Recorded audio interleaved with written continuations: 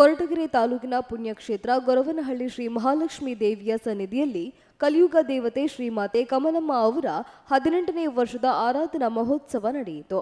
ಕಮಲಮ್ಮ ಮಾತೆಯ 18ನೇ ವರ್ಷದ ಆರಾಧನಾ ಮಹೋತ್ಸವದಲ್ಲಿ ವಿಶೇಷ ಪೂಜಾ ಕಾರ್ಯಕ್ರಮ, ಅಭಿಷೇಕ, ಮಹಾಮಂಗಳಾರತಿ, ಹೂವಿನ ಅಲಂಕಾರ ಮತ್ತು ದೀಪದ ಅಲಂಕಾರದ ಜೊತೆ ಮಾತೆಯ ಮೆರವಣಿಗೆ ನಡೆಯಿತು.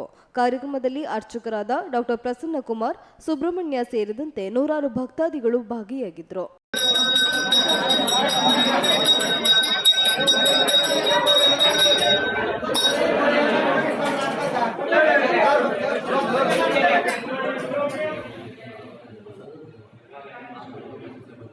ಮುಂದಕ್ಕೆ ಬಮ್ಮ ಲಕ್ಷ್ಮಿ.